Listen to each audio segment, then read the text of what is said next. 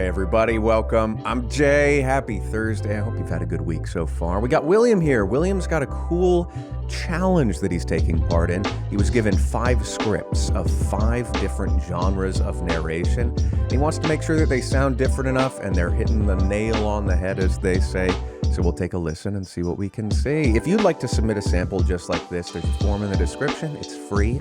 Right now, there's a 1 to 2 month waiting period. If you'd like, however, you can join the Booth Buddies. It's the channel membership here. You jump to the top of the queue and you can ask for feedback more than once if you so choose. Otherwise, there's coaching on my website. You can check that out if you'd like. Will, let's take a listen. We'll start at the beginning, give it one listen through, and then we'll talk about stuff. Sarah knew Jack was the one from the moment they met, and they spent the next 5 years exploring together. But now, Sarah is ready to trade in the frequent flyer miles for a permanent home in Kansas. Armed with a search warrant, police collected samples of Jason Macy's hair and impounded his Subaru Outback. A piece of carpet was removed for scientific analysis. It's that time of the year you've all been waiting for. The Exotic Pet Parade is here. This Saturday, bring your lizards, iguanas, and rare birds to strut their stuff at the 5th Annual Market Circle Exotic Pet Parade. Each star we see twinkling in the night sky is a luminous sphere of superheated gas, much larger than any planet, and each has a story to tell. Using this opportunity, offshore wind farms will integrate new, high-voltage technology to maximize interoperability of industrial equipment and transmit even more energy via superconducting cables. Okay, great start, my friend. So here's what I like. You're really articulate. The language itself is really, really clear and easy to understand in a great way. And you are hitting the different genres. I think we can go quite a bit further, but I do hear the genres poking out, which is good because it means that you've got a good direction in mind for them. It's difficult with this challenge in particular because it's sort of prescribing you a direction. For those at home, the different genres were home improvement, so like an HGTV show. Murder mystery was the second one. Event ad is the third. Documentary. And then we have a tech explainer at the end. So, William, I think you're hitting each of these, but there are a few things that are making them sound similar enough that we can improve upon it, is all I'm trying to say. So the things in particular that would be my offerings for adjustments for you. One, your pacing is basically the same for each of them. And I don't think that that's necessarily a bad thing, but if we're putting all of these together in one situation, we could have fluctuations in pacing and delivery that might pull them apart a little bit more. More than your pacing, however, your intonation, you have certain patterns that you fall into pretty consistently over the course of these. The worst offender of said intonation pattern or habit would be the documentary one. What's happening is at the end of phrases, you're inflecting down, which again isn't bad at face value, but if you do it repeatedly, it's a signal to the listener that things are ending. And in this case, it is a signal that you're reading a script to me. Because as I'm talking right now, my intonation is doing a bunch of different things. It moves up and down, and there's like thoughts behind it propelling it forward. But if we're reading from a script, oftentimes our intonation becomes pretty singular, and it can fall into a somewhat monotone sense. And if we inflect down every time, then it becomes even more monotonous. And this documentary one has that pretty consistently throughout. Each star we see twinkling in the night sky. Each star we see twinkling through the night sky is a luminous sphere of superheated gas. Superheated gas. So they're all taking this sort of ba-ba, ba-ba, ba-ba. And that's not a bad inflection pattern if it happens once or twice, but if it's happening through the whole thing, it signals to me that we're reading the script, performing to a tone. I've got to hit documentary. So I've got to sound serious, and I've got to say it like this. I need to sound like I'm on PBS, when it doesn't have to be that way. It's a subtle balance between that and the reading of it and the performing of the thing or the saying of the things. Let's take this first sentence as an example. Each star we see twinkling in the night sky. Each star we see twinkling in the night sky.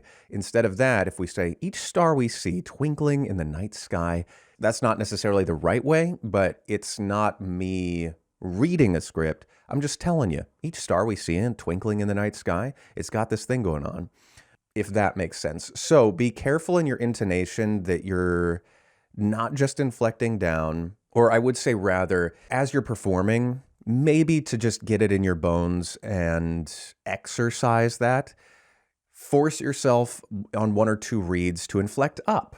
Some tips to inflect up could be smiling while you're saying something. It's hard to inflect down when you're smiling. It may feel weird, it may feel silly, but then listen to the playback and judge objectively off the playback. If you listen to it and it sounds ridiculous and silly, then you can adjust from there. But for myself, speaking from experience, if I do something like that where I get an audition, say, where they want it to be really high energy and positive and smiley throughout, I'll, no joke, be in the booth looking like a maniac.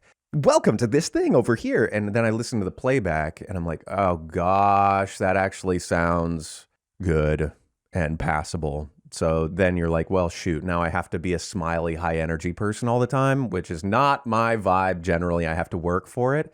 But all I'm saying is try it, inflect up, smile through the whole thing. Another one that works a lot is shrugs. At the end of phrases, if you shrug, then it has this sort of suggestive quality to it, not suggestion quality to it, where, it might be a good idea if you try this thing over here rather than do this over there. Before I leave that point, as an exercise, try inflecting up, try injecting that really smiley, shruggy, upward inflection, positive energy into things. I'm not saying you're not positive, but try to force that. And then in the performance, focus on, rather than reading the script to a tone. Okay, here we are with a documentary. I have to sound like this. Focus more so on, here's information that I'm delivering to somebody else. And the tone of your delivery, you can adjust that rather than like, I need the tone to be darker. You can adjust that more organically by saying, okay, if this star documentary, this space thing, what if the target audience is kids and I'm delivering this to a third grader? Then I'm going to naturally speak it in a different way. I don't have to think about how do I make myself sound like I'm talking to a third grader. If I just put a third grader in front of me and I say, each star we see twinkling in the night sky, it has a different energy than if I'm, say, delivering this to an astrophysicist.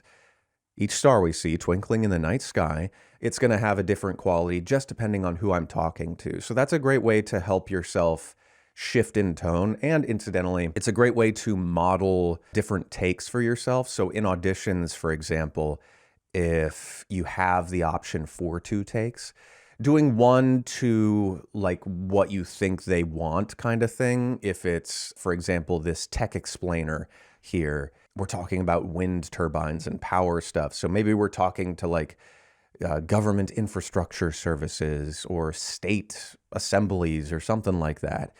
And so we can put somebody who has that sort of identity in front of us and do that for 1 take. But then for the second take, maybe we try it to a third grader. I don't know. But you can do sort of something that's way in the opposite direction just to show yourself range, because that, for me at least, tends to be way easier on me, way more fun, and way more fruitful, frankly, than if I'm saying, okay, so they're asking for a documentary that has a grounded, authoritative tone, and I do 1 take towards that, then I'm still trying to reverse engineer the tone for authoritative and informative. But if I put a person in front of me who I naturally take on those qualities, then it's easier and more fun and more active. And then if I flip it and do another take to somebody who's different from that person in significant ways, it just naturally happens and it's more fun. So watch that inflection. Another thing that's happening tips into the reading to a tone kind of thing. There's a bit of muscular effort going on. And what I mean by that is the words aren't flowing out of you as if we were talking to each other. It doesn't sound, it's close, to be fair, so don't freak out when I say this, but it doesn't sound strictly conversational. There's a little bit more muscular effort behind it that leads me to, it sounds like we're reading a script in that sense. So to do an A-B comparison of what I hear versus what I'm talking about, let's listen to a little bit of this. Sarah knew Jack was the one from the moment they met. Sarah knew Jack was the one from the moment they met, is what I hear, and that feels a little bit muscular. And with this one in particular, the one feels like the operative thing here, and it's kind of getting buried, which to my ear leads me to we're kind of just reading this, but we don't really have images behind what we're saying. I don't see Sarah. I don't see, what's his name? Jack. Jack. I don't see Sarah. I don't see Jack. And I don't see their relationship really. So if rather than Sarah knew Jack was the one from the moment they met, rather than that, if I say Sarah knew Jack was the one from the moment they met. Subtle difference, but in one of them, I have an image of Sarah and Jack. I maybe see them hugging in my mind's eye, if that's helpful. So in this challenge in particular, again, you're hitting the different tones of things, but try casting the person in front of you to the thing. So for a home improvement deal, who's going to be sitting in front of you? Who are you telling this story to specifically? And things like that. And I think that that'll help to pull the different genres apart from each other because you're doing them well. And I think we can just go further. The last thing that I'll say is this tech explainer at the end. I really enjoy, I mean, I don't know your background, William, but if I were to imagine, I'm not an expert on wind turbines. So, half the things that are being said here, I don't know what they mean out of pocket. Using this opportunity, offshore wind farms will integrate new, high-voltage technology to maximize interoperability of industrial equipment. So the word interoperability, I would never use that in my day-to-day life, but it's used here in a really great way. And the reason I'm bringing this spot up in particular is there's a great pitch range in your voice that's happening, which isn't present in the other ones. And it's just a funny thing to point out because it's way more technical than the others. And I think you can just bring parts of this to the other spots. So what I mean by the pitch range is you're saying like, using this opportunity, if we were to paint out with our finger the pitch, using this opportunity, this is interoperability. Like it moves around a lot. Whereas if we listen to this star one, each star we see, da, da, da, da, it's pretty relative to the tech explainer one. This documentary is fairly monotone. Just pointing that out, feel free to use more dynamic range and pitch range in your performances in all of these, not just the ones that are supposed to sound, this is a corporate spot, and these are all the words that I don't really know what I'm not saying this is what you're thinking, but this is what I would be thinking. Here's a corporate spot. I don't really know what I'm saying, but it has to sound intelligent and exciting. Either way, my friend, great start on these. Again, I think you're definitely on the right track with them, and these notes are just to help you deepen each of them a little bit further and hopefully pull them apart a little bit more as you go forward. For the rest of you, I hope this was helpful as well. Have a great weekend. Until the next one of these, be well, and I'll see you there. Toodles.